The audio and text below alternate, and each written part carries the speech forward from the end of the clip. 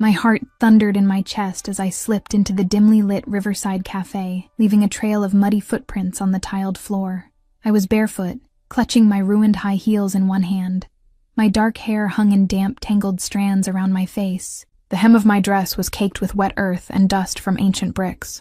I spotted the man sitting alone at the corner table, tall, composed, with an air of quiet authority. Luca DeSantis, I realized, recalling Julia's description of my blind date. He looked up in mild surprise as I approached, but his sharp brown eyes quickly took in my disheveled state, without a hint of judgment. I slid into the chair across from him and leaned forward, struggling to steady my breathing. "Pretend you know me. Don't look behind me," I whispered urgently, trying to keep the tremble out of my voice. I placed one hand flat on the table to stop it from shaking. Behind me, through the cafe's glass wall overlooking the Adige River, I glimpsed a dark figure lurking near the stone railing. My pursuers were still here. Luca's expression didn't flicker. With a calm that steadied me, he offered a slight, reassuring smile. "There you are, Bella," he said smoothly, loudly enough for anyone watching to hear. He reached across the small table, covering my mud-streaked hand with his own warm, steady one, as if we were old friends or lovers. The gesture caught me off guard. I stiffened. But I understood the play. To anyone observing, we looked like a normal couple meeting late at night. I risked a glance over my shoulder. Through the rain-blurred window, I saw a man in a black coat loitering just outside under a street lamp. His phone raised as if recording or photographing us. The sight made my blood run cold. They had found me. Luca gave my hand a gentle squeeze, reclaiming my attention. "You're safe now," he murmured under his breath. His tone was so steady it was almost hypnotic. The rich timbre of his voice was surprisingly soothing given the circumstances. He acted utterly unruffled by the mud, the late hour, or my cryptic arrival. It was as if menacing strangers following mud-soaked women into cafes were a nightly occurrence to him. A waiter approached timidly, eyeing the puddle forming around my bare feet. Before he could ask anything, Luca nodded to him. "Still water, please, and a bowl of whatever soup is freshest tonight," he requested calmly, as if nothing were amiss. I opened my mouth to protest. I didn't have time to sit and eat. But Luca's eyes flicked to mine, dark and intent. "You look like you could use something warm," he said quietly. There was no pity in his gaze, only a kind of matter-of-fact concern that made my throat tighten unexpectedly. My pulse was still racing. I was torn between the urge to look over my shoulder again and the equally strong urge to break down and cry now that I was momentarily safe. But I didn't dare fall apart. I couldn't. Instead, I drew a shaky breath and nodded in thanks as the waiter set a glass of water in front of me. Luca still hadn't let go of my hand. His thumb brushed a smear of mud on my skin, and I became acutely aware of how filthy I must seem. I'm sorry," I began softly, embarrassed. "This isn't how I usually—" He held up a finger subtly, silencing me while giving the waiter a polite smile as the soup arrived. Only once we were alone again did he speak. "Eat a little," he urged, dipping the spoon once to stir the fragrant broth. "Slowly, it will help." I realized then how hungry I was. The adrenaline of the chase had masked it, but the savory aroma rising from the bowl made my stomach clench. I hadn't eaten since lunch at the restoration workshop. Hesitantly, I picked up the spoon and sipped. Warm, salty broth coated my tongue, and I nearly moaned at the comfort it provided. For a brief moment, the normalcy of soup in a cafe at midnight almost made me forget the danger outside. Almost. My eyes flicked to Luca. He was studying me openly now, his gaze tracking the state of my dress, my torn handbag strap, the fine dusting of old stone powder on my sleeves.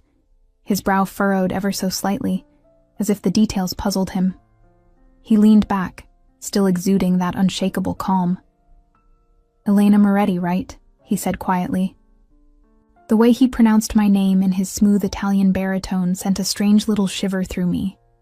I nodded, swallowing another spoonful of soup. "Julia told me you might be a bit late," Luca continued, his lips curving in a faint half-smile. "But she didn't mention you'd arrive quite so—" He paused, choosing his words carefully as his eyes glinted with gentle humor. "Dramatically." Despite everything, a shaky laugh escaped me. The sound surprised me. I hadn't laughed in days. "This wasn't exactly my plan," I replied under my breath, casting another wary glance toward the windows. The man outside was still there, pretending to check his phone now, but clearly keeping watch. I ducked my head, letting my dark hair curtain my face. Luca noticed my furtive glance. Instead of turning to look, he gave my hand another light squeeze to recapture my focus. 10 minutes, he said, in a low, deliberate voice. "Sit for 10 minutes, Elena. I'll buy you silence." I blinked at the odd phrase. Was that an offer or a command? His tone was composed, but his eyes held a serious promise. I realized he meant he could buy me time, perhaps even pay off whoever was after me, to keep me safe, at least for a few minutes. I don't need money," I whispered, confused and a little offended. Did he think I was some kind of beggar? My cheeks burned, and I tried to pull my hand away, but Luca didn't let go. Not hard enough to hurt, just firm. "You misunderstand," he said quickly, voice softening. "I only mean I can help if you let me. 10 minutes, no more. Then you can decide what to do next. Okay?" He looked into my eyes, and I found myself nodding before I knew it. There was something steady and earnest there. He might have been a stranger, a blind date of all things. But in this moment, Luca DeSantis was the only person between me and whatever waited outside. I sipped more soup, trying to gather my wits. "They think I took something," I confided after a minute, my voice barely above a breath. The admission came unbidden. I felt oddly safe under his steady gaze. Luca inclined his head slightly, not looking shocked, which in itself was surprising. "Did you?" he asked calmly, as if we were discussing the weather. My fingers tightened around the warm ceramic bowl. "Not on purpose," I murmured. It fell into my hands, literally. I was working, restoring a fresco in an old palazzo, and there was a hidden compartment. I thought it was a piece of the masonry at first, but my breath hitched as I remembered the clatter of boots chasing me through the tunnel, the panic as I scrabbled through the earth to escape. Under the table, my stockinged foot jiggled anxiously. I ran when they came after me, hid wherever I could. There was an old tunnel by the river. I only just got out. I glanced down at the dried mud on my once blue dress, evidence of my crawl through the riverbank muck. Luca listened without interrupting, his expression unreadable. He hadn't once turned to look behind me or towards the windows. Instead, he seemed to be observing the cafe's reflection in the dark glass of a framed painting on the wall, using it to monitor the outside. Clever, I realized. I risked another peek over my shoulder. That man was still out there, joined now by a second figure across the street. A sleek black SUV idled at the curb, its headlights off but engine unmistakably running. Fear stabbed through me anew. They were waiting for me to leave the cafe. "Luca," I whispered urgently. "There's still I see them," he murmured. Gently, he slid his hand from mine at last and draped his arm over the back of his chair in a relaxed pose. But I saw how his fingers tapped the air subtly. A signal. At the bar, the waiter, who had been studiously polishing a glass, caught the motion. He gave a minute nod and then disappeared through a staff door without a word. My gaze flickered in confusion. Was the waiter in on this? Luca's voice pulled me back. "Listen carefully," he said, leaning forward as if he were about to tell me a secret.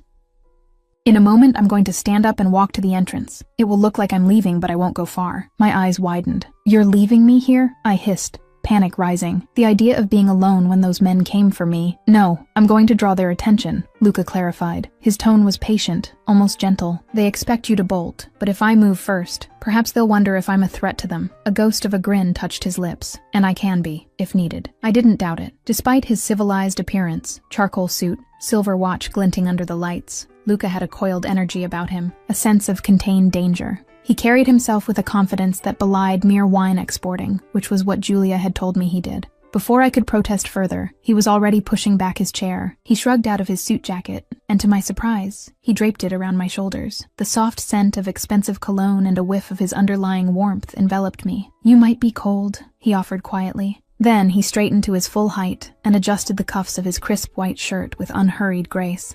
To anyone watching, he looked like a man preparing to leave a late-night date, polite and relaxed. My shoulders felt suddenly bare without his hand on mine. Luca caught my eye. 10 minutes, he reminded me in a low voice. No running. He added in a tone that almost made me believe he could enforce it without lifting a finger. I swallowed hard and clutched the lapels of his jacket around me. For a beat, I locked eyes with him. "Don't leave me," I wanted to say, though I hardly knew him. But I bit my tongue and gave a tiny nod instead. True to his word, Luca turned and strode casually toward the cafe's entrance. His posture was loose, nonchalant, but I saw the way he subtly rolled his shoulders, as if readying for a fight. The two men outside straightened, watching him through the glass door. They didn't attack him. Maybe they assumed he was just a patron leaving and not involved with me. As Luca neared the door, I heard the low rumble of the black SUV's engine increase, gearing up to intercept him. My heart lurched. What if they tried to hurt him? He was only doing this because I'd dragged him into my mess.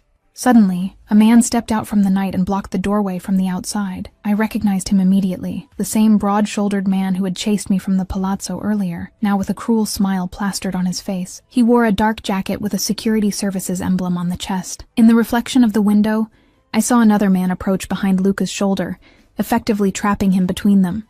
Customers in the cafe fell silent, sensing the tension as these men closed in.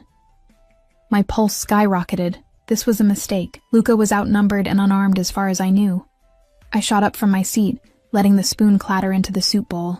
Before I could call out, the man in the security jacket opened the door partway and said with false pleasantness, "Sorry to intrude so late."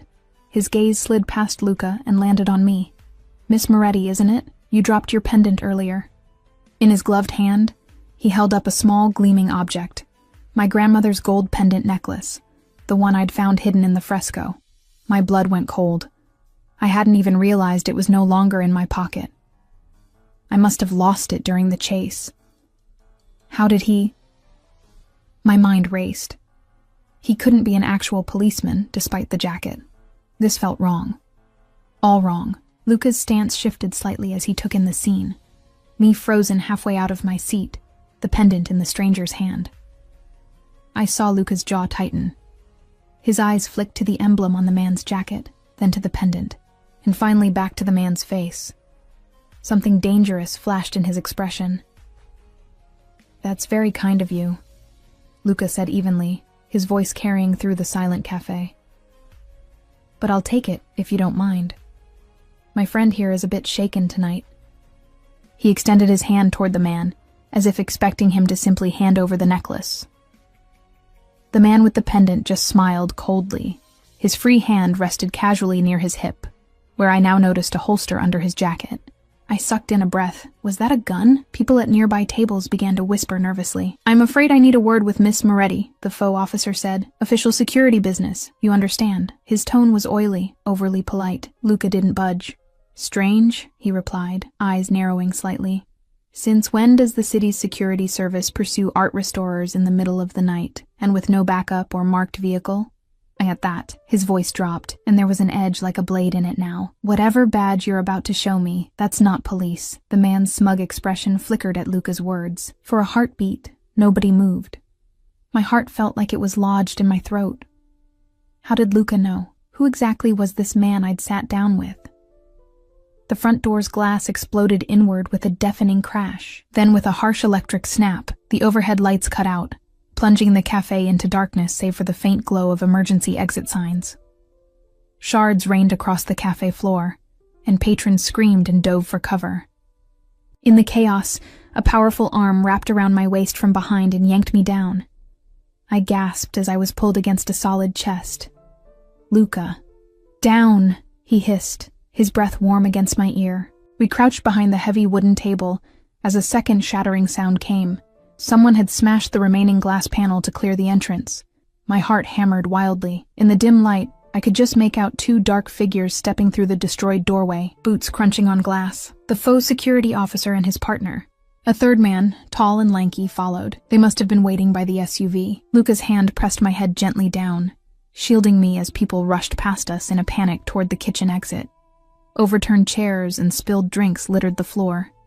The intruders weren't even trying to disguise their pursuit now. "Stay behind me," Luca whispered.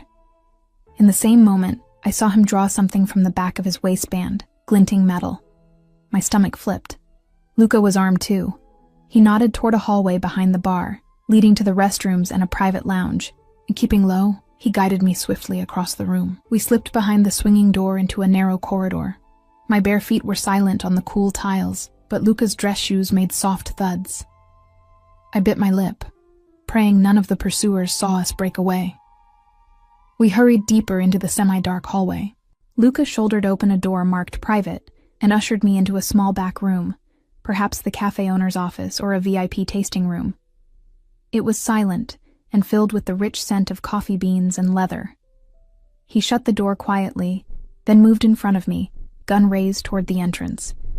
In the gloom, lit only by a single green exit sign, Luca's profile was eerily calm. The gun in his steady hand looked like an extension of him, not out of place at all. "Who are you, Luca?" I wondered, equal parts grateful and bewildered by this deadly competence. In a shaky whisper I stammered, Who are you?" pressing myself against the wall. Luca kept his eyes on the door, posture tense but voice calm. "Someone who doesn't like men who lie about badges," he answered quietly. My hands trembled, not just from fear. A minute ago I thought Luca was simply a blind date with impeccable manners.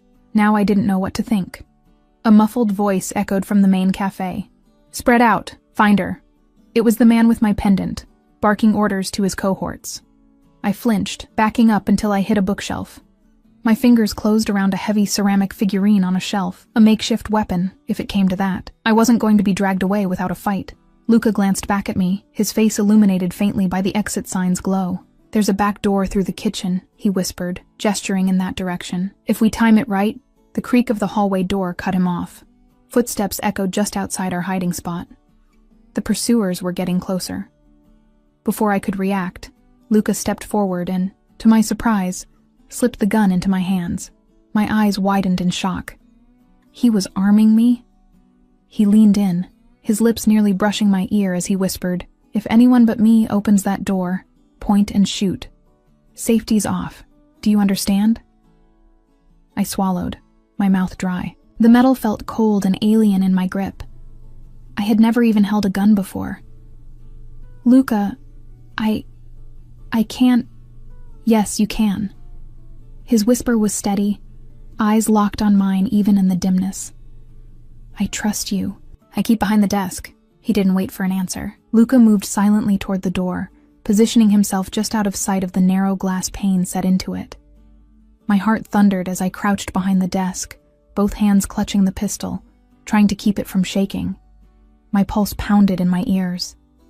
The absurd thought flashed that this was the worst blind date in history, and yet I felt safer with Luca than I had with anyone in a very long time. The door burst open. I stifled a yelp. A beam from a tactical flashlight sliced across the small room, landing on dust motes and the leather couch. A man's silhouette filled the doorway, not Luca. He took one step in, a pistol drawn, flashlight mounted on it making my eyes water. I rose instinctively from behind the desk, arms extended with Luca's gun. The muzzle trembled because I was trembling. Don't move!" I tried to shout, but my voice came out as a cracked whisper. The intruder laughed, a low chuckle. He swung the flashlight toward my voice, landing the blinding beam on my face. I winced, finger twitching on the trigger. "Well, look at you," he drawled. It was the second man from earlier, not the one who spoke at the door, likely one of the hired thugs. I could see his cruel smile behind the light. "Hand that over before you hurt yourself, sweetheart." I steadied my grip, remembering Luca's words. I tried to channel Luca's calm authority. "Take one more step, and I will shoot," I managed, forcing as much conviction into the words as I could. He took another step. A deafening crack split the air as a gunshot rang out, but it wasn't from my gun. The man grunted, the flashlight clattering to the floor and plunging us into semi-darkness. He stumbled, clutching his right shoulder. Behind him, Luca materialized like a shadow. He had come from behind the door, firing his second weapon, a sleek handgun now pointed at the thug's head. The man dropped to his knees with a groan, blood seeping between his fingers. I gasped, lowering my weapon. The realization hit me. Luca had armed me with a decoy to distract the thug's attention, while he flanked him from behind. He never expected me to actually shoot. He just needed the man to focus on me long enough. "Nice work," Luca murmured quickly, taking the gun from my hands with one swift motion. I stood there in shock as he pulled a zip tie from somewhere and bound the wounded man's hands behind his back in 2 efficient moves. Before I could speak, a slow clap came from the doorway. We both snapped our heads up. Silhouetted by the faint light from the hall, the man with the security jacket, the one Luca had called out, stood there, applauding sardonically. "Bravo, DeSantis," the man said, voice dripping with smug amusement. "I see the rumors of your chivalry weren't exaggerated. A white knight on a blind date, how quaint." DeSantis, the way he said it, like a title or a curse, my stomach turned. Why did that name sound familiar? Luca tensed at my side, gun trained on the newcomer, Captain Sarah. Luca greeted him coolly. His voice echoed in the small room. "Your jurisdiction must be getting broad if you're harassing women in cafes now." "Captain." I squinted through the gloom and realized the emblem on the man's jacket was indeed some sort of official crest. Was he actually with law enforcement? But Luca had said, Sarah chuckled, stepping just into the room with his hands visible, though I didn't doubt a weapon was at his hip. "Tonight isn't about jurisdiction, it's about tying up loose ends. Now why don't you hand the lady over? This doesn't concern you." Luca's arm stretched protectively in front of me. "I'm afraid I can't do that," he said softly. "She's my guest, and in my city, guests don't disappear." The words were calm, but I felt the dangerous undercurrent. It wasn't a threat exactly, but it was a promise. Luca DeSantis was a man who did not take kindly to demands. Sarah's eyes slid to me, and I shivered at their predatory gleam. Miss Moretti stumbled into something she shouldn't have. I'm simply here to relieve her of it and send her on her way. He flashed an unctuous smile. Safe and sound, of course. My temper flared despite my fear. Chasing me through tunnels and firing gunshots at me is a funny way to keep me safe and sound, I retorted before I could stop myself. My voice was steadier now, anger overlaying fear. Sarah ignored me, his gaze flicking to the bound and groaning thug on the floor, then back to Luca. "DeSantis, you have no idea what game you've just stepped into. That pendant she's carrying, it could expose a lot of people. People you and I both know. Hand it over and we all walk away like gentlemen." Luca's gun never wavered. "I think we both know you stopped being a gentleman when you started hunting an innocent woman under false pretenses," he said. "How much is Ridzi paying you, Or is it someone higher up these days?" Sarah's confident smirk faltered, just a fraction. He recovered quickly, but my heart skipped. Rizzi. That name I did know. Gabriele Rizzi, a notorious figure whispered in Verona's underbelly. I'd heard it on the news. Suspected in extortion and rackets. Never proven. If Rizzi wanted the pendant, oh, what had I gotten myself into? Sarah stepped further in, and now the light caught his face. He was middle-aged, hawk-nosed, with the bored arrogance of someone who thought he held all the cards. His hand hovered near his holster as he addressed Luca again. "Last chance, the girl and the pendant. We can all be home in time for a nightcap." Luca's stance shifted subtly. I sensed coiled anger beneath his composed exterior. "The lady is not going anywhere with you, Captain," he said through clenched teeth. "And neither is the pendant." As if on cue, something small and metallic rolled out from under one of the overturned chairs, clinking against the leg of the desk. The pendant, my grandmother's pendant, must have fallen during the scuffle. In the half-light, I could see its gold surface glinting and the distinctive crest etched on it. Everyone's eyes darted to the object. Sarah's gleamed with triumph. He took a step forward. "Don't," Luca warned, pressing back against me protectively with his free hand while aiming his gun at Sarah's chest. With his other gun still in his left hand, did he have two the whole time? I marveled. He motioned for me to pick up the pendant. "Elena," he murmured, never looking back, "take it." I hesitated only a second before crouching and scooping up the cool engraved pendant. My fingers closed around it tightly. Immediately, Sarah's jaw clenched in frustration. "Now," Luca said quietly, "I think it's time we exit this little farce." Sarah barked a humorless laugh. "Exit? You think I'll just let you two stroll out of here? You may have clout in this city, DeSantis, but this is beyond your usual territory. Hand her over, or..." A sudden buzz cut through the tension, a cell phone vibrating on silent. For a confused second, I thought it was mine, but the glow was coming from Luca's pocket. Keeping both guns trained on Sarah and the doorway, Luca slid his phone out with his thumb and glanced at the screen.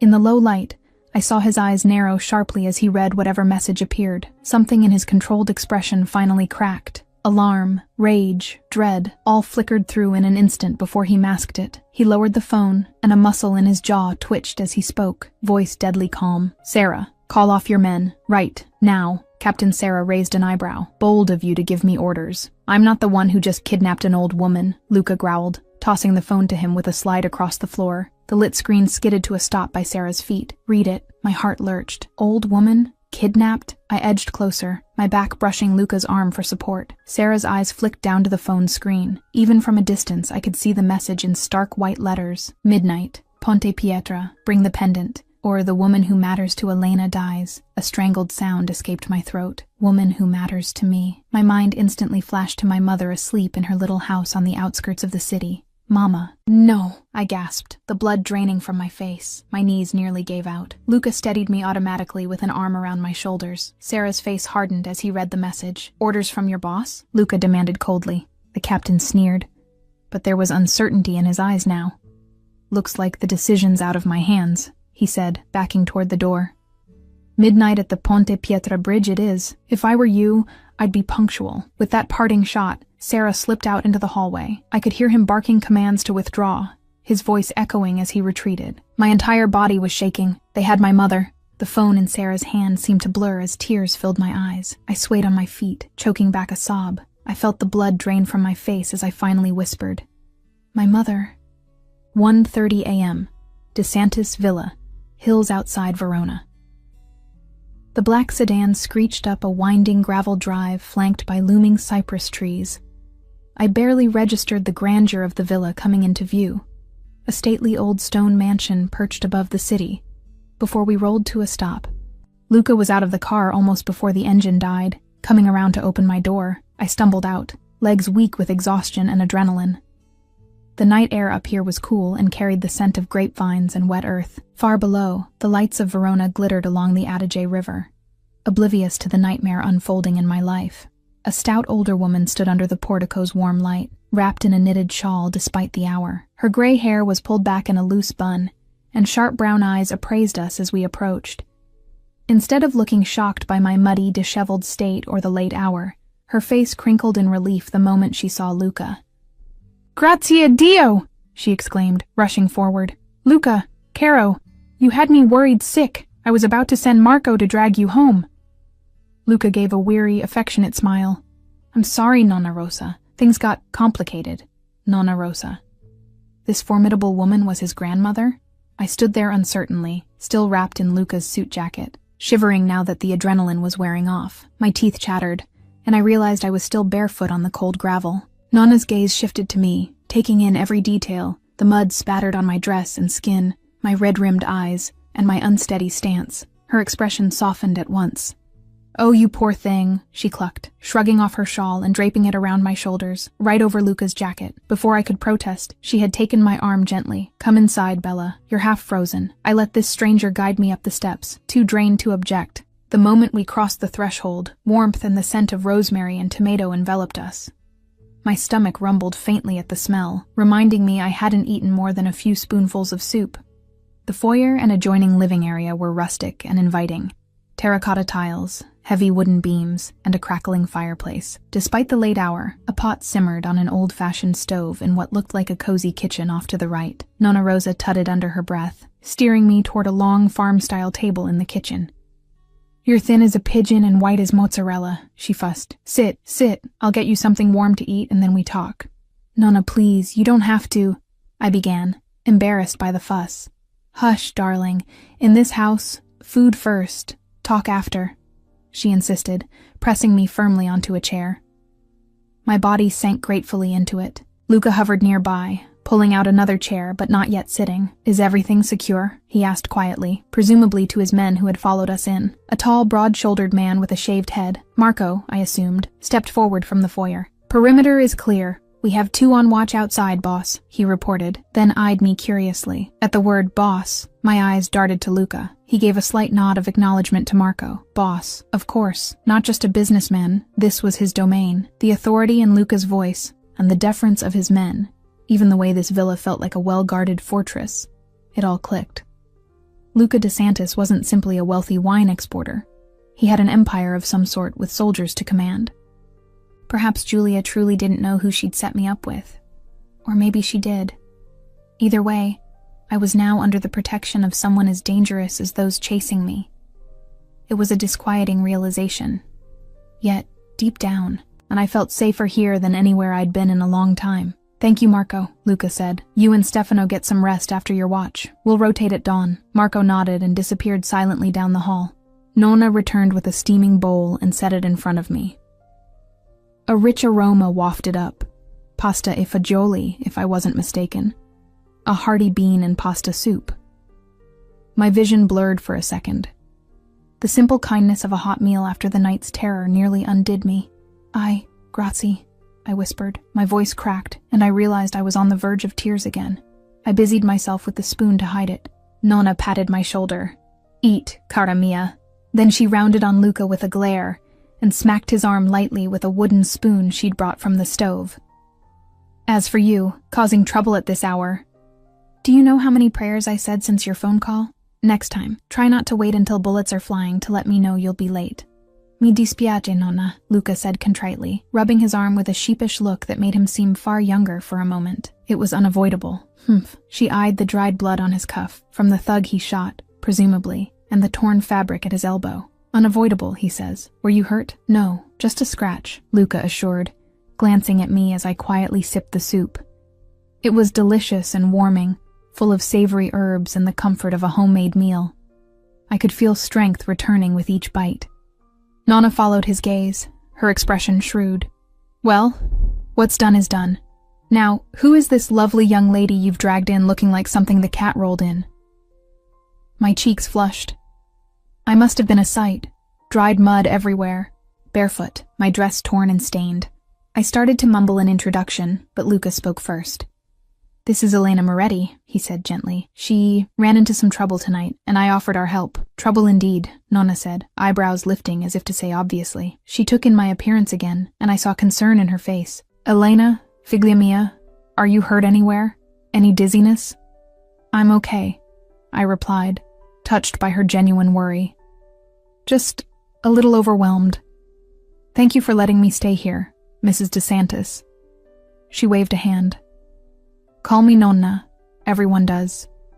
And don't thank me yet. Just eat. Luca finally sat down across from me, steepling his fingers. In the soft lamplight of the kitchen, he looked as tired as I felt, but his eyes remained keen. Elena, I know tonight has been hell, but I need you to think back carefully. Did you see where they took your mother? Or any clue? I flinched, nearly dropping the spoon. The mention of my mother brought it all crashing back. The soup in my stomach turned to stone. I put the spoon down, my appetite gone. They were at her house, I think, I said shakily. She wasn't answering when I tried to call earlier at the cafe. God, I should have called the police right away when I realized. You did the right thing coming to me, Luca interjected. Sarah is the police, or close enough, and he's in Rizzy's pocket. They'd have intercepted any call to the authorities. He reached across the table as if to take my hand, then seemed to think better of it, and withdrew. I've got my best people looking for her location now. We'll find her. His voice was earnest, but I caught the flicker of doubt in his eyes. My mother was leverage, and Rizzy would keep her well hidden until he got what he wanted. I folded my arms tightly around myself. If anything happens to her. My throat closed on the words. In my mind, I pictured her warm smile as she packed me leftover pastries to take home yesterday morning. The fear was paralyzing. Nonna placed a warm hand on mine. We'll pray and trust in Luca, eh? He has a way of keeping those he cares about safe. I looked between them, this fierce old woman and the equally fierce man sitting across from me. I was grateful, but also suddenly angry. Angry that I was in this position, that I'd brought danger to their doorstep, and mostly that these criminals had upended my life in a matter of hours. I pushed the bowl of soup aside. What exactly do you plan to do? I asked Luca, trying to keep my voice steady. Keep me here under guard until they trade my mother for that pendant? Go to war with Rizzy? Either way, I refused to just sit like a trapped rabbit. Luca's gaze hardened slightly. What I plan, he answered, is to keep you alive and your mother alive. If that means you stay here where I can protect you, then yes, for now. His matter-of-fact tone sparked my frustration. So I'm a prisoner. Is that it? Another guest who doesn't disappear in your city? I couldn't help the bitterness that crept in. You basically kidnapped me from that cafe. I saved you from that cafe. Luca shot back, a touch of impatience breaking through. He took a breath, steadying himself. Elena, I know you didn't ask for any of this, and I'm sorry you got dragged into my world tonight. But if I hadn't intervened, Sarah would have you at gunpoint, and Rizzy would have that pendant, "And your mother," he trailed off, the implication clear. I bit my lip, tears of helpless anger prickling. I hated that he was right. I hate feeling powerless," I whispered. "They took everything from me tonight, my sense of safety, my agency. Even now you're all deciding where I go, what I do." Luca leaned forward, eyes intense. "You're right," he said. "You should have a say." He spread his hands, relenting. "If you truly want to leave, I won't stop you. But consider what you'd be walking into. Rizzy's men will expect you to try to trade yourself for your mother, and they will snatch you up in a heartbeat. I can't allow that." I opened my mouth to argue, but he continued firmly. "Not because I want to control you, Elena, but because I gave you my word. I'd keep you safe and help save your mother. I don't break my word. So if you leave, it'll be with a real plan to keep you both alive. If you stay, I promise you'll have more control, more choices, than you would out there on your own. The choice is yours." His words hung in the air. I hadn't expected him to surrender any control. The fight went out of me, replaced by grudging gratitude. He was giving me an out, or at least the illusion of one, and oddly, that made me trust him even more. Nonna cleared her throat pointedly. "I see 2 stubborn mules at my table instead of 1, she muttered. But I caught the hint of a smile on her lips. She set a teapot down and poured steaming herbal tea into a cup, pushing it in front of me. "Drink. It'll calm your nerves, Bella." I wrapped my hands around the warm cup, deliberating. Luca watched me in respectful silence, not pressing. Finally, I met his gaze. "I'll stay. For now," I emphasized quietly, "but not because I'm your prisoner, or just because I'm scared. I'll stay because I don't have a better plan yet, and because my mother needs me to stay alive." My voice firmed. "But if I think of a way to get her back on my own terms, I'm taking it. Understood?" A flicker of admiration passed through Luca's eyes. He inclined his head. "Fair enough. As long as those terms include not handing yourself over to a madman alone, we are in agreement." Nonna patted my shoulder approvingly and shot Luca a look that plainly said, "Be nice." He gave a slight, rueful smile. The tea's warmth and the temporary victory of holding on to some autonomy gave me a second wind. My thoughts turned to the one piece of leverage we had, the pendant. I reached into my pocket. Luca must have slipped it back to me when we got out of the car, and pulled out the small gold object. In the bright kitchen light, I examined it properly for the first time. It was a delicate oval locket, about 1 inch long, with a raised family crest on the front, a shield flanked by 2 lions and topped with a crown. The design was antique, maybe Renaissance era, but something about the metal felt heavier than it should. That tickled my instincts as an art restorer. "What do you know about this crest?" I asked quietly, looking up at Luca and Nonna. Perhaps it was my imagination, but Nonna's expression darkened just a touch as she peered at it. Luca took the pendant from my palm gingerly and studied it, his thumb brushing over the engraving. "It's the old crest of the Bianchi family. They were once one of Verona's prominent families. Long before my time. The last I heard of that name was years ago, in some story my father told." Nonna clicked her tongue. "Bianchi. A bad breed. All of them. Traitors." She looked away, lips thinning. I filed that away. There was clearly some history there. "Whatever it is, Rizzy is willing to kill for it," I said. "Which means it's more than just a pretty trinket. I suspect there's something hidden inside." Luca's brows rose. "Inside? Like a secret compartment?" I nodded, already turning the locket around to examine the edges. At the site, I found it tucked behind a loose brick painted over during an 18th century renovation. People hid messages and valuables in such lockets all the time. Microfilm especially in the mid-20th century, like during wartime espionage or in the mob wars of the 80s. I realized I was rambling a bit, the researcher in me taking over, and snapped back to the present. "If I can open it without destroying whatever's inside, we might know what Rizzy is after." Luca immediately stood. "What do you need? Good light, tweezers, a magnifying glass if you have one, and maybe some isopropyl alcohol or oil to loosen any mechanisms if it's old." Nonna huffed, already moving. "I have just the thing. Your grandfather's magnifier is in the study. Luca, get her the first aid kit from the hall. There's alcohol in it. I'll fetch my sewing kit for tweezers." I hadn't expected them to leap to assist like this, and a lump of gratitude formed in my throat. Within minutes, I had a bright desk lamp shining on the pendant laid out on a clean handkerchief at the dining table. Luca hovered at my shoulder while I delicately probed the locket seam with a small pair of sewing scissors. Tweezers proved too thick. The world shrank to just the tiny golden oval in front of me. My tongue stuck out slightly in concentration as I felt for any give in the metal. There, I breathed, feeling a tiny irregularity along the rim. I dabbed a bit of alcohol with a cotton swab, then pressed the point of the scissors gently. With a soft click, a portion of the filigree edge depressed. "It's a latch," I exclaimed softly.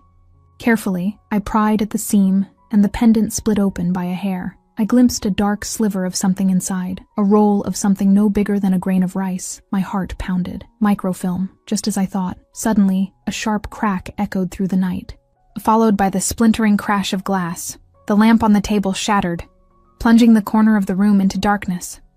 I screamed as shards flew past us, and an ear-splitting gunshot report rolled through the hills. Luca reacted instantly. "Down, down!" he yelled, lunging to push me to the floor. I clutched the pendant reflexively in one hand as I hit the hardwood, Luca's body half covering mine. My ears rang from the close-range gunfire. Nona shouted something incoherent from the kitchen. There was a second crack, wood splintering this time, as another bullet punched through the window frame above. Sniper, my mind registered dimly. We were being shot at. Luca dragged me by the arm swiftly behind the thick stone half wall that separated the dining area from the kitchen, and out of direct line of the windows. My breaths came in panicked gasps, but I clung to the pendant and kept my head down. Luca pressed me against the wall, his face inches from mine in the darkness. "Are you hurt?" he demanded in a low voice, eyes searching mine. "No," I managed, though my pulse was skittering wildly. "You?" He shook his head, then spoke into a tiny mic pinned inside his shirt collar that I hadn't noticed before. "Sniper, East Ridge. Second floor window compromised. Take him." His tone was ice cold and authoritative. Somewhere outside, I heard a distant pop, another gunshot. And then silence. A tense beat passed. My ears strained, but no more shots came. Only the distant chirp of crickets filled the void. I realized I'd been holding my breath and let it out in a shudder. Heavy footsteps pounded up the hallway as Marco and another guard, Stefano, rushed in, handguns drawn. "Boss, you okay?" Marco hissed. "We're fine," Luca replied. "Status?" Stefano held a finger to an earpiece. "Got him. The Hill team reports the shooter is down. No other movement detected." Luca nodded grimly. "Lock everything down. Check the perimeter again, and get someone to patch that window." As the guards moved to secure the area, Nonna emerged from behind the kitchen island, surprisingly unruffled except for a furious glint in her eye. She surveyed the damage. The dining area window had a neat round hole through the glass. The lamp was destroyed, and a dark red stain was spreading across her lace tablecloth from where the tea had spilt. "In my house? On my tablecloth? I'll bury them myself. The figlio di cane," she swore, shaking a fist toward the shattered window. Despite the shock, I almost let out a hysterical laugh. The sight of this plucky grandmother cursing out a sniper was absurd and strangely comforting. Luca stood, pulling me up gently with him. He brushed glass shards out of my hair with a touch that was both urgent and tender. "I'm so sorry," he said quietly, eyes flashing with anger. Whether at himself or our attackers, I wasn't sure.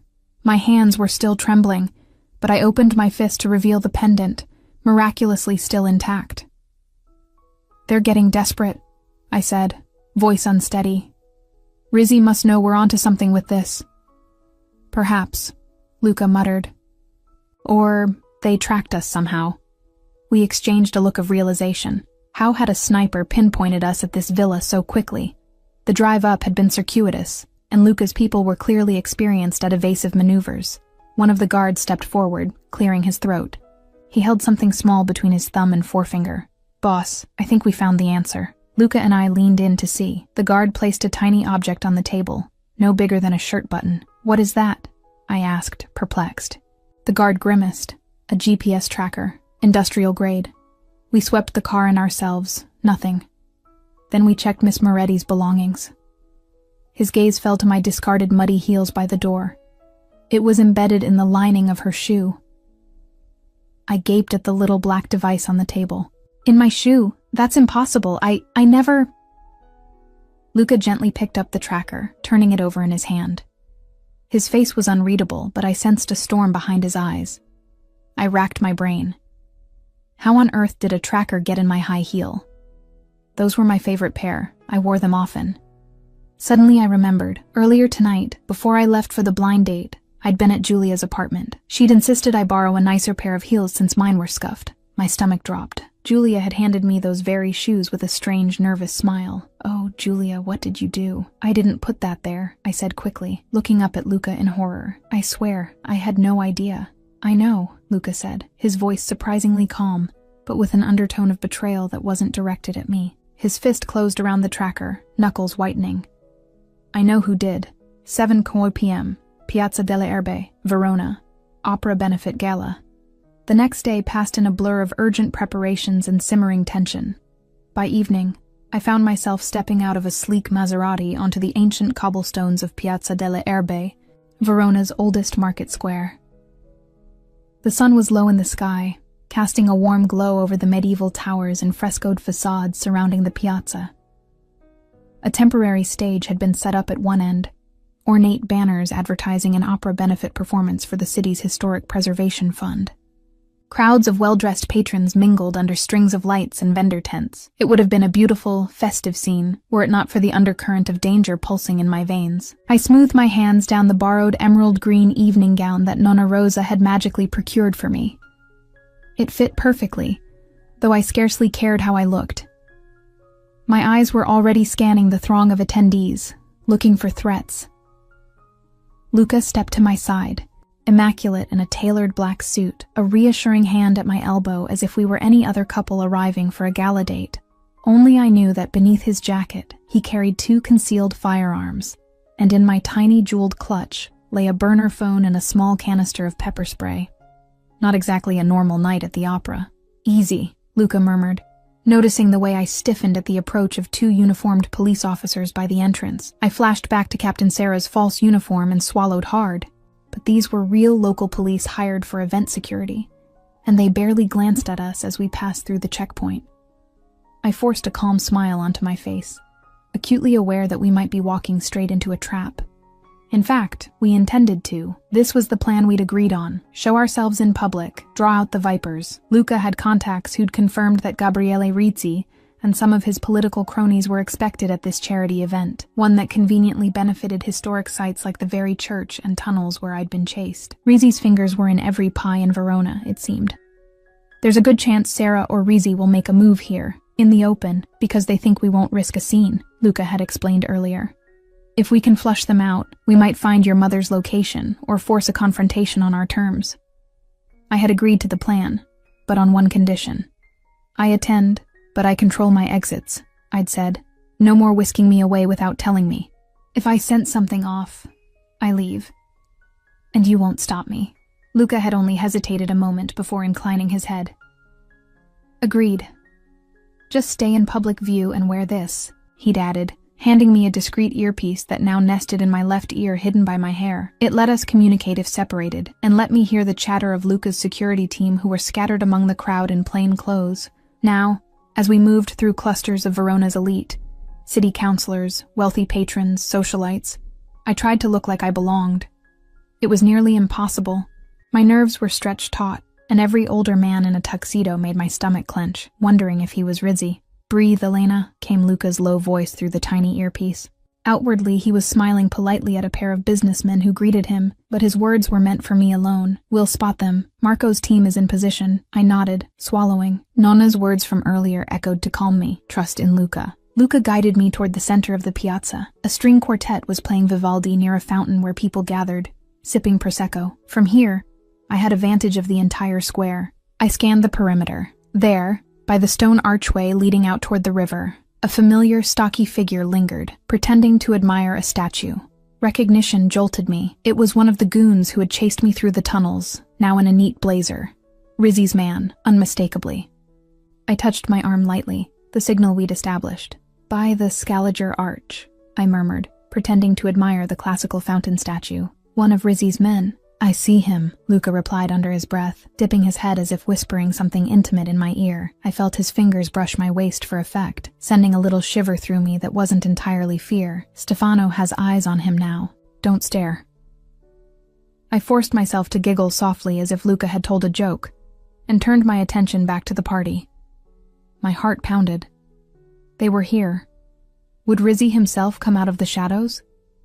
As if in answer, a ripple in the crowd revealed a tall, silver-haired man, glad-handing a local councilwoman near the gelato stand. He wore a white dinner jacket and held a cane, more for show than necessity, given his vigorous movements. I recognized that face from news articles, Gabriele Rizzi. He looked so distinguished, one would never guess his empire was built on blood. Cold anger settled over me. That man had ordered my mother's kidnapping, tried to kill us. Seeing him laughing among unaware citizens made my skin crawl. Elena, Luca's voice came softly, as his hand found mine, squeezing. He hadn't looked Rizzi's way, but of course he'd noticed him too. Steady, there's a time for everything. I realized my hand in his was trembling, and quickly released the tension, nodding. Luca was right. We needed patience and proof. That microfilm in the pendant could expose Rizzi, but only if we lived long enough to use it. We meandered further into the throng. An announcement rang out that the opera performances would begin shortly. People were moving towards the rows of chairs set up before the stage at the far end of the piazza. I scanned again for any sign of Captain Sarah or, my breath hitched, Julia, though after last night, I didn't know whether I wanted to hug my friend or strangle her. We hadn't had time to truly discuss Julia's role beyond the obvious. She had been used to track me. Luca's investigators determined Rizzi's men had bribed her with some big debt forgiveness to plant the tracker. It sickened and infuriated me, but I also knew Julia. If she'd done it, she must have thought it harmless, or be under dire pressure. I prayed I'd get the chance to find out why. A voice suddenly crackled in my earpiece, Marco's voice. Captain Sarah, East Entrance. He's got 2 men with him, plain clothes. I tensed and followed Luca's subtle gaze toward the eastern arcade of the piazza. Sure enough, strolling in with false casualness was Captain Vito Serra. Out of uniform now, he looked like any other security detail in his dark suit and earpiece. My blood ran cold. He's here, I whispered. I see. Stick close to me, Luca replied. But a knot of guests separated me briefly from Luca as I stepped around a waiter with a tray of drinks. In that split second, I saw Captain Sarah adjust his route, heading not toward us, but toward the stage's side area, perhaps looping to avoid Luca's notice. Luca was momentarily engaged, shaking hands with an acquaintance who'd intercepted him, a local wine merchant slapping him on the back.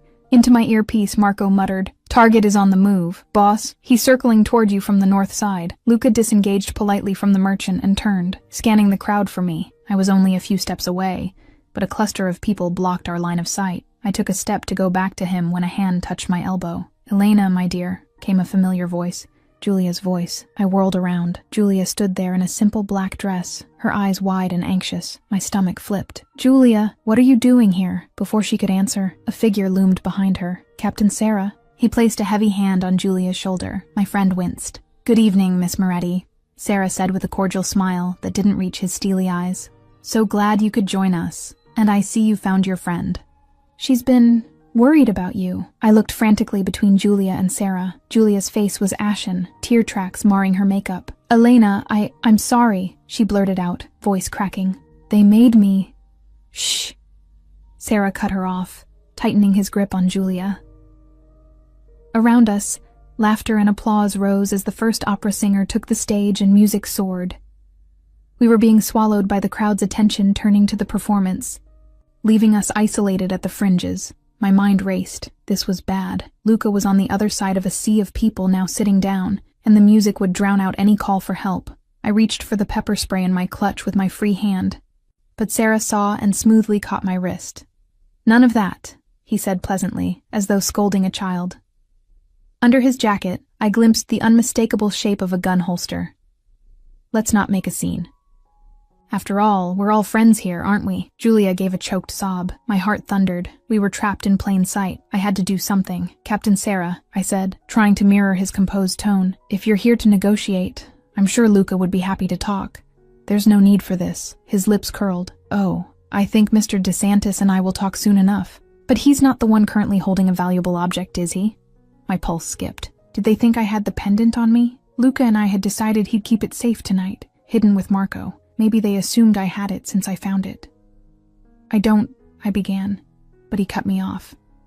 "Why else do you think Rizzi wanted you so badly, Miss Moretti? He assumed you might still have it, or know how to get it." Sarah nodded to one of his men who suddenly appeared on my other side. They flanked Julia and me discreetly. Anyone glancing over would just see 2 men escorting a pair of ladies away. Nothing amiss. My earpiece crackled. Luca's urgent voice. "Elena? Where are you?" I caught a glimpse of him pushing through a row of seated guests, scanning frantically. But we were already being moved toward the edge of the piazza, Sarah's men firm at our elbows. I inhaled to shout, but a flash of metal under Sarah's jacket warned me. He'd shoot us or some bystander without hesitation. And Julia. She was trembling, fear in her eyes. "Don't try it," Sarah murmured as if reading my mind. "Your friend here already made that mistake and we caught her. You wouldn't want anyone to get hurt in the crossfire, would you?" Bile rose in my throat. I felt Julia squeeze my hand weakly. I squeezed back, letting her know I didn't blame her right now, that I'd protect her if I could. "Let them go," I said through clenched teeth. "I'll come with you quietly. Just let Julia go enjoy the opera." Sarah chuckled. "Admirable, but I'm afraid Signor Rizzi insists on both of you." He leaned in, whispering almost kindly, "Don't worry, he has a fondness for dramatic flair. He promised a memorable reunion for you all." As we neared the archway exit, a sudden commotion erupted near the stage. A firecracker or a stage cannon prop misfired, drawing oohs and gasps from the crowd. In the brief distraction, I acted on instinct. I twisted hard, wrenching out of the thug's grasp on my left, and drove my heel down onto Sarah's foot behind me. He hissed in pain, loosening his hold on Julia. "Run!" I yelled and tried to shove Julia ahead toward the milling crowd. Julia hesitated a split second too long, confusion and hope in her eyes.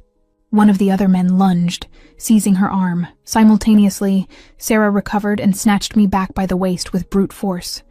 I felt something sharp jab against my ribs, probably the muzzle of his gun through his jacket. "Enough," he growled in my ear, breath hot with irritation. "Or your friend gets a bullet now." Julia cried out as the thug gripped her hair, pressing a pistol to her side under cover of the now standing audience. The small explosion had caused many to rise in alarm. My heart plummeted. We were beaten. With practiced efficiency, Sarah and his partner maneuvered us out through the archway and down a side alley, away from the prying eyes of the piazza. I caught one last glimpse of Luca breaking into a run in the distance, Marco and others fanning out behind him. They'd realized I was gone. I wanted to scream that it wasn't Luca's fault, that I'd been foolish enough to stray, but all I could do was leave behind one of my earrings, flicking it to the pavement as we were hustled around a corner. A tiny breadcrumb. The operatic music faded as we were forced into a waiting black car. They bound our wrists with zip ties and covered our eyes with soft blindfolds. Surprisingly gentle in their motions, despite the guns prodding us, Julia sniffled beside me in the dark back seat. "Elena, I'm so sorry," she whispered, voice quavering. "I never wanted to drag you into this."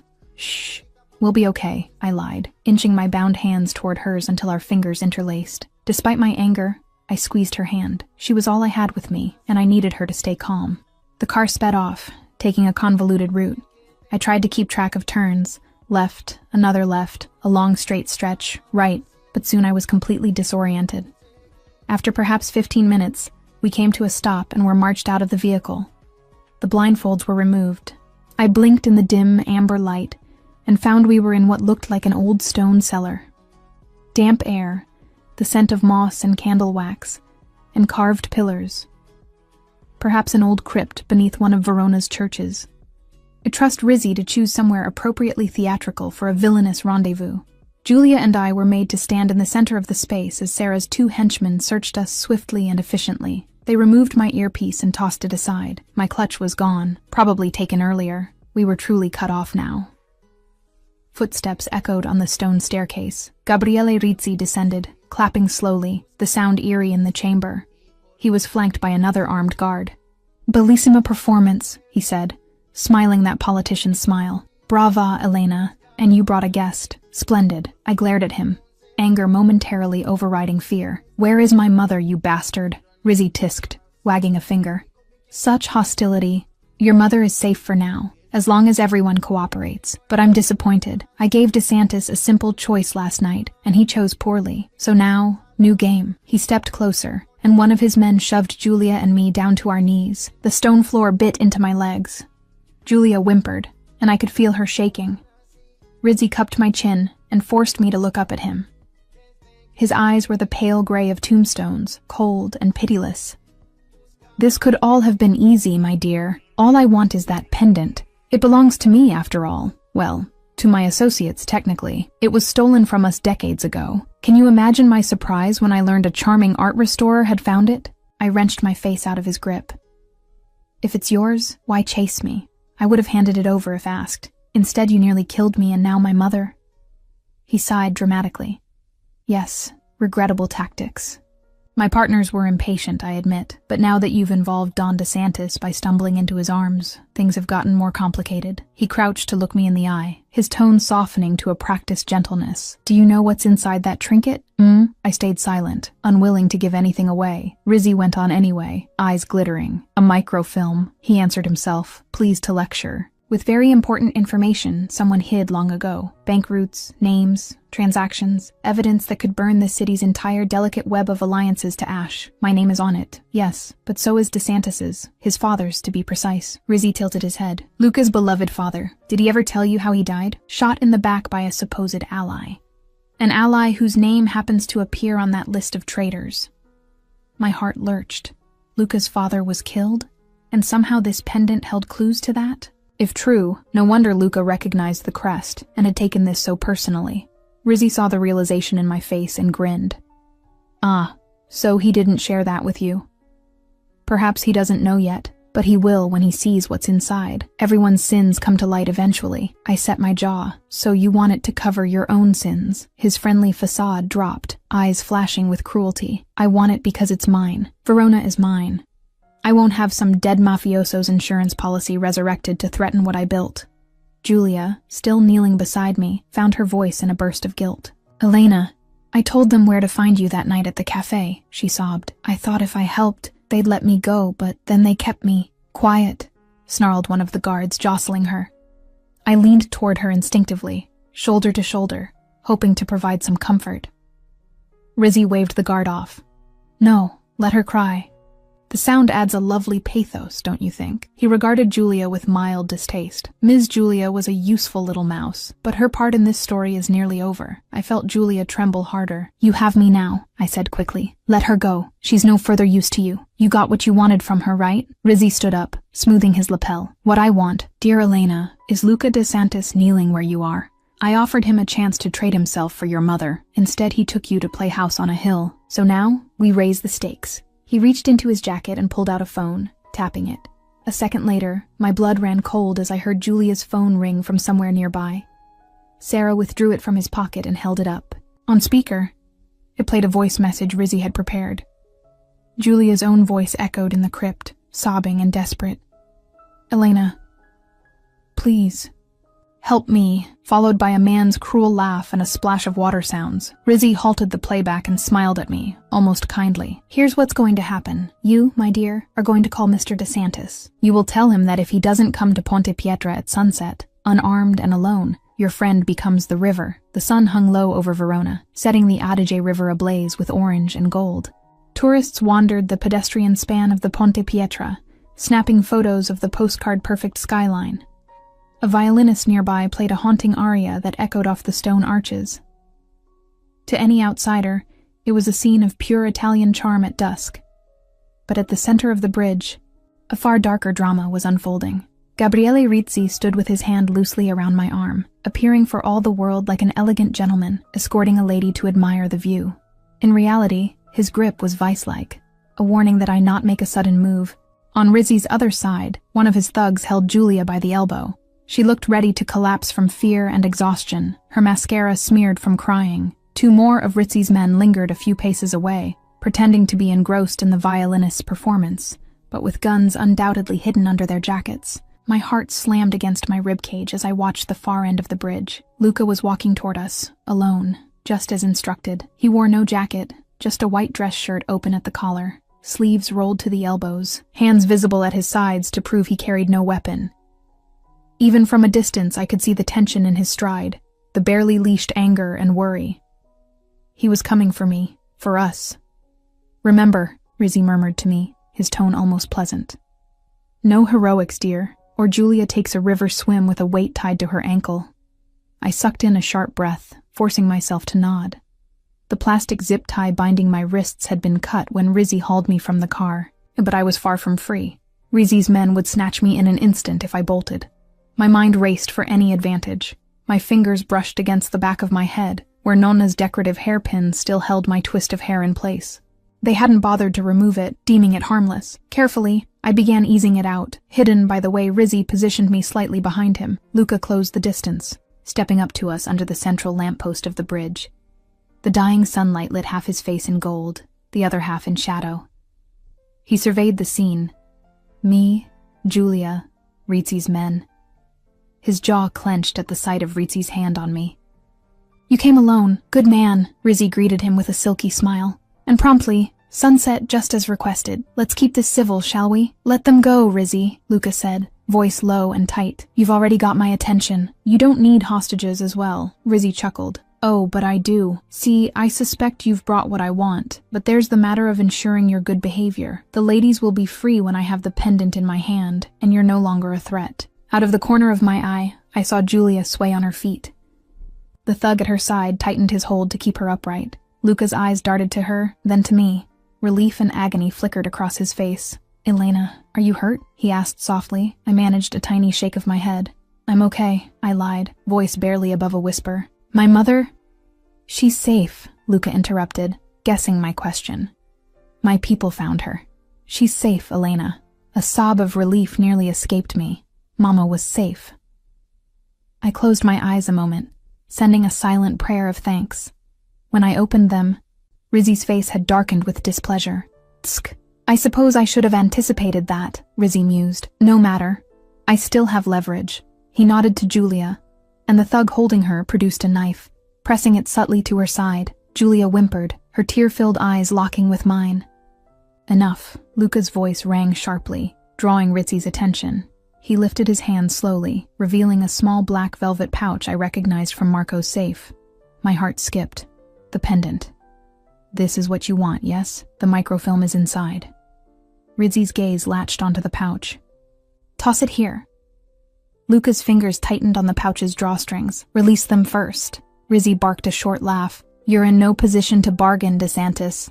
Throw me the pouch. Or shall I have Captain Sarah carve up Ms. Julia right here for the tourists to record?"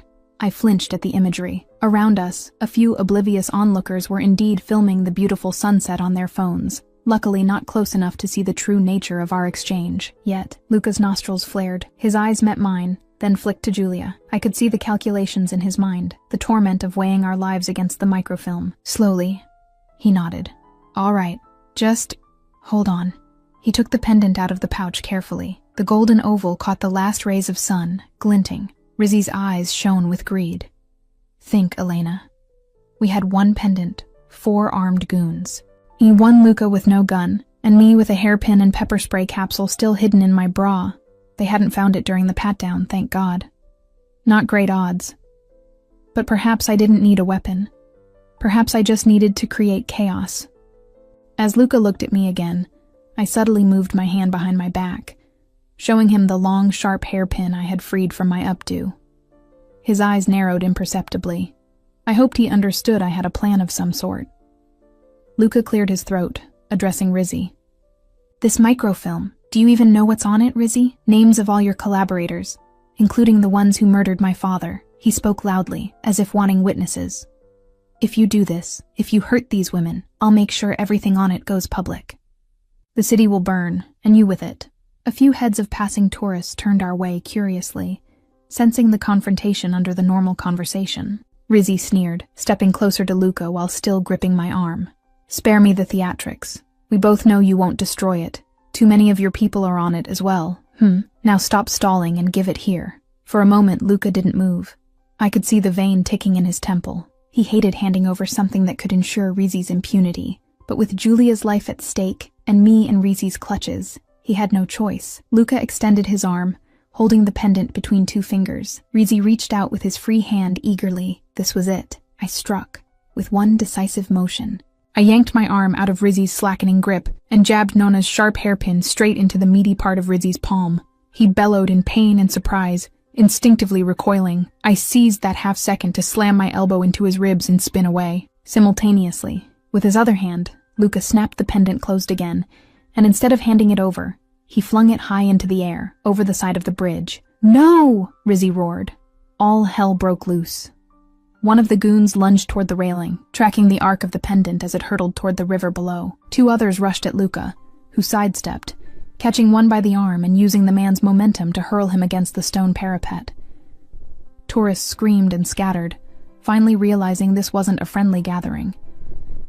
In the confusion, I dashed toward Julia. The man with the knife had loosened his hold to see what his boss would do, and Julia twisted free and stumbled into my arms. I quickly dragged her toward a cluster of stunned tourists for cover. "Don't move!" a voice shouted. Captain Sarah, appearing at the foot of the bridge with more armed men. Likely backup Rizzy had called in. They began waving guns, ordering bystanders to clear off the bridge.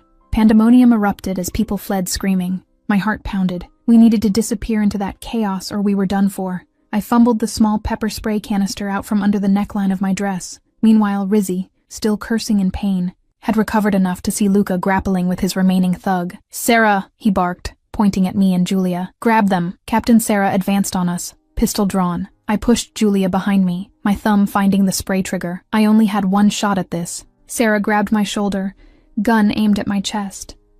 I whipped up the pepper spray and blasted it directly into his face. Sarah howled, hands flying to his eyes as the aerosol blinded him. He fired wildly. I felt the searing burn as a bullet grazed my upper arm.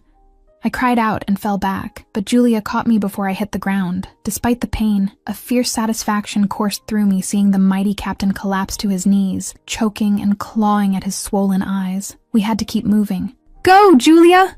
I gasped, pushing her to run toward the city side of the bridge where people were fleeing. She hesitated, unwilling to leave me, but I shoved her harder. "Find the police! The real police! Go!" Tears streaking her face, Julia finally nodded and disappeared into the frantic crowd pushing off the bridge. Relief and fear warred in me.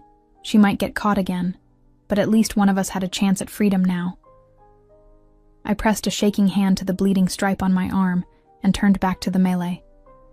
Luca was in a fierce fist fight with Rizzy's last goon, the one he hadn't thrown. With an almost casual grace, Luca dodged a swing and landed a hard punch to the man's jaw, knocking him out cold. But in that moment of victory, Rizzy charged at Luca from behind and slammed a cane, no, a sword, against Luca's side. The cane had a hidden blade that now glinted with red along its edge. He'd slashed Luca. "Luca!" I screamed, watching him stagger. A dark crimson stain spread quickly across the white of his shirt, just under the ribs. Luca dropped to one knee, one hand pressed to his side. Rizzy stood over him, sword cane poised for a finishing strike, his face twisted in triumph.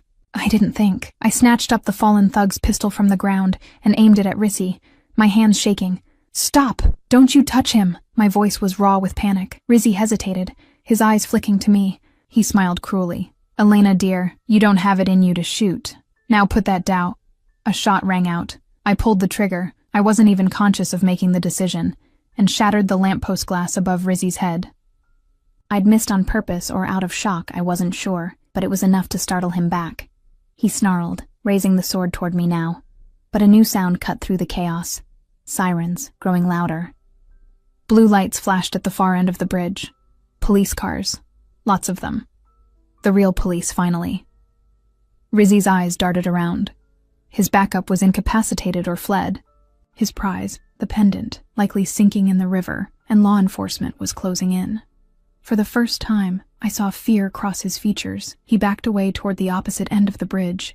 Luca, still on one knee and bleeding, lunged and caught Rizzy's leg, and trying to drag him down. Rizzy kicked free, leaving Luca coughing on the pavement. I rushed to Luca's side, dropping the gun and nearly slipping on his blood as I knelt. I pressed my hand over his, trying to staunch the bleeding in his side. "Luca, hold on, please."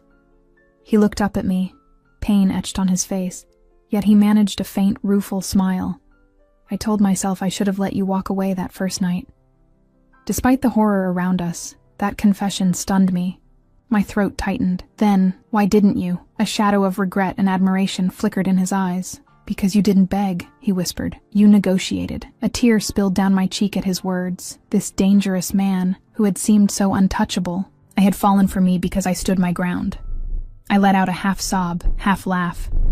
Before I could respond, a harsh click sounded behind me. Rizzy stood a few paces away, breathing hard, his pistol now leveled directly at Luca and me. We were at point-blank range, and I had no time to reach for my dropped gun. Luca, wounded as he was, tried to push me behind him. I clung to him, refusing to budge. We faced Rizzy together, defenseless. Rizzy's finger tightened on the trigger, but he hesitated, eyes calculating. He gave Luca a thin, vicious smile. "Now choose, DeSantis," he panted, blood dripping from the hand I'd stabbed. "The woman, or the city." Later that night, Ponte Pietra, Verona. Blue and red lights strobed across the ancient stone bridge as uniformed police finally flooded the scene. Within minutes, Rizzy's remaining men were disarmed and in handcuffs, and Captain Vito Serra, half-blinded by pepper spray, was being dragged to a police van, cursing and screaming that he was on their side. The officers looked at him with disgust. His betrayal was evident to everyone now, caught in the act alongside Rizzy's thugs. Bystanders filmed on their phones as one of Verona's supposed protectors was shoved into the back of a cruiser. I knelt beside Luca, pressing our wadded jackets against the bleeding wound in his side. My arm throbbed from the bullet graze, but I hardly felt it over my panic for Luca. His face was ashen, breath coming in shallow pants. "Ambulance is 2 minutes out," Marco said, crouching on Luca's other side. At some point, he and other members of Luca's security team had emerged from the chaos to help. Marco's forehead was slick with sweat and concern. Luca managed a weak chuckle, looking between me and Marco. "Is everyone okay?" he rasped. I let out a breathy laugh of relief. Even half dead, he was worrying about us. "Julia got away safe. The police have her," I said, squeezing his hand. "My mother is safe. And Nonna, oh God, Nonna's probably worried sick." As if invoked by name, I heard Nonna Rosa's voice barreling through the throng. "That is my grandson, move, imbecile, or I'll box your ears." Nonna shoved her way past a flustered officer and practically skidded to Luca's side, falling to her knees. "Luca, Jesu Maria, what have they done to you?" He gave a faint smile. "Just a scratch, Nonna," he lied. She saw the blood-soaked jacket and paled, but quickly composed herself. "Basta, enough. The ambulance will fix you up, Tesoro. Don't you dare close your eyes." She patted his cheek lightly, and then looked at me, her eyes glassy with unshed tears. "And you, Elena, you're bleeding." "I'm fine, Nonna," I said softly. Only then did she notice my arm wound and tear her scarf off to tie around it tightly. Within moments, paramedics arrived with a stretcher. They lifted Luca, and I refused to leave his side, clambering into the ambulance with him. Nonna squeezed in as well. Despite protests, one wag of her finger silenced the medics' objections. As they worked to stabilize Luca, I held his hand, refusing to let go. He drifted in and out of consciousness on the brief ride to the hospital, but whenever he opened his eyes, they searched for me, and I was there. "And don't you dare scare me like this," I whispered, bending to his ear at one point, tears dropping onto the ambulance sheets. "We have unfinished business, you and I." His fingers tightened weakly around mine. "I'm not going anywhere," he breathed. I pressed a kiss to his knuckles, praying it was true. 2 weeks later, DeSantis family vineyard, Verona Hills. Luca DeSantis kept his word. Rizzy's criminal network had crumbled in the days following the bridge showdown. The microfilm, miraculously retrieved from the Adige River by Luca's men that same night, proved to be a trove of incriminating evidence. As I later learned, Luca had anticipated a double cross. Unknown to Rizzy, I had already extracted the microfilm from the pendant back at the villa and given it to Marco for safekeeping. The pendant Luca tossed was empty, a fact that made me weak with relief when I found out. With the microfilm turned over to a trustworthy prosecutor, one of the few not entangled with Rizzy's bribes, arrests swept through the city like a cleansing storm. Corrupt officials, mobsters, and yes, Captain Sarah, all faced charges ranging from corruption to conspiracy to murder. The news plastered their photos everywhere, Rizzy being led away in handcuffs, sputtering with indignation, Sarah hiding his face as crowds jeered. Verona's underworld was dragged into the light. As for my part, I gave a thorough statement about everything, from finding the pendant to being hunted to the final confrontation. I was even called to speak at a closed-door hearing, where my detailed knowledge as an art restorer helped authenticate the age of the microfilm and its contents. It felt good, empowering even, to help bring these criminals to justice not with a gun in hand, but with the truth. Throughout it all, Luca was never far from my side, save for the day he spent in surgery and the couple of days recovering under Nonna's strict eye. Though some in the media tried to paint him as just another mafioso, the evidence on the microfilm revealed he'd actually been quietly cooperating with federal authorities for months to undermine Rizzy.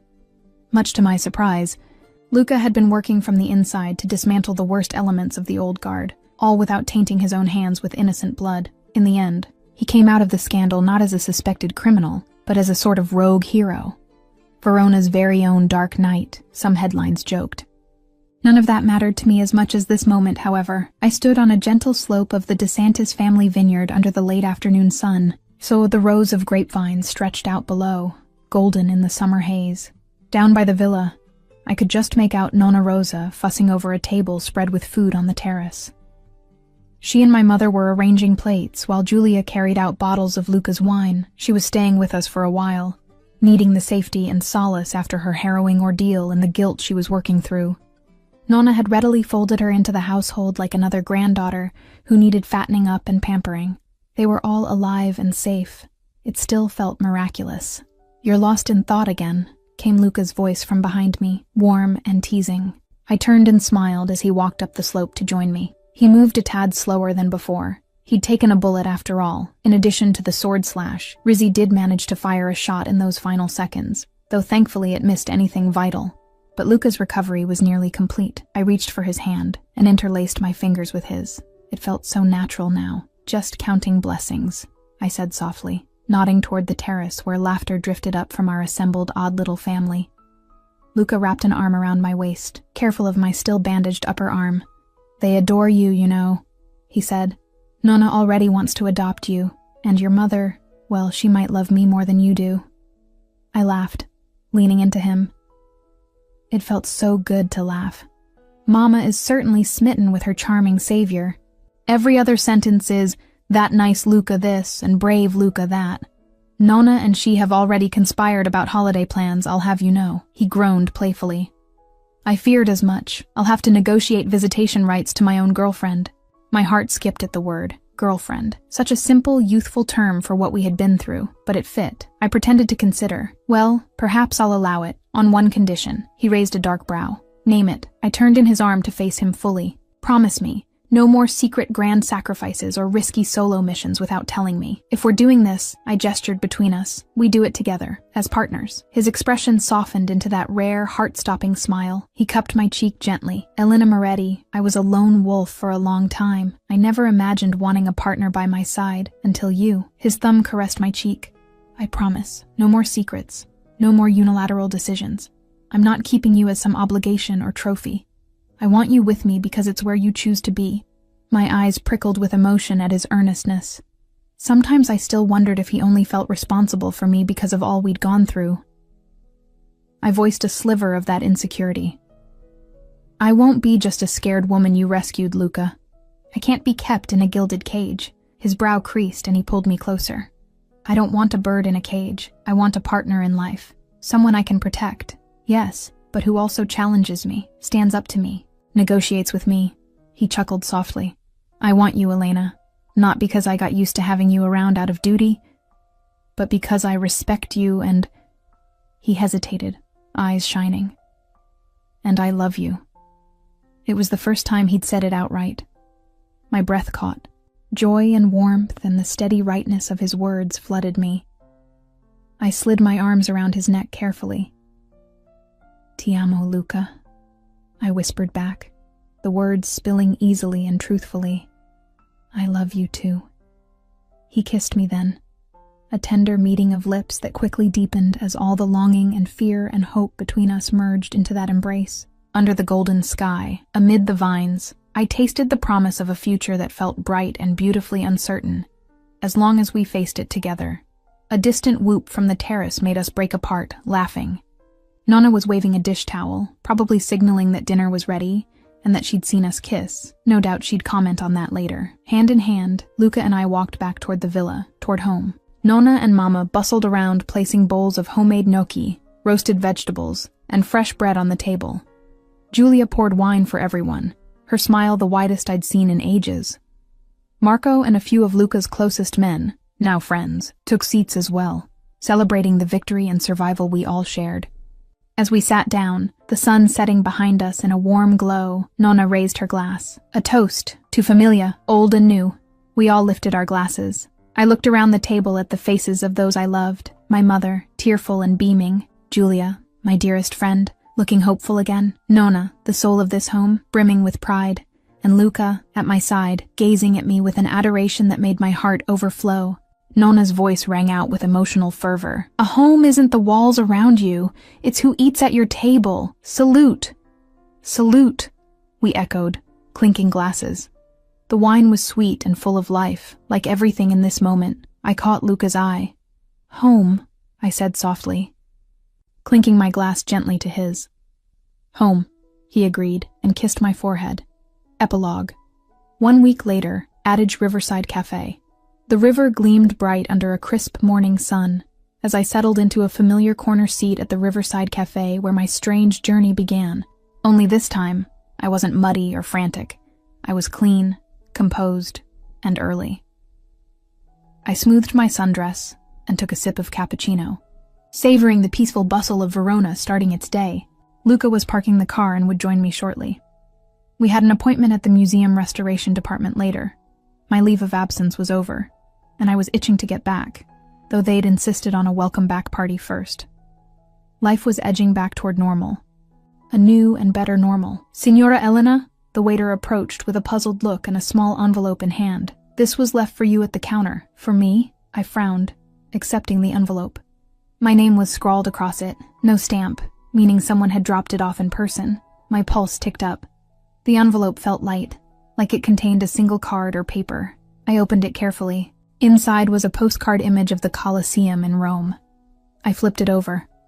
There was no address, just a short message written in elegant, looping handwriting. Verona was the warm-up. Rome is next. My breath hitched. On the bottom corner of the card, drawn in black ink, was a small crest.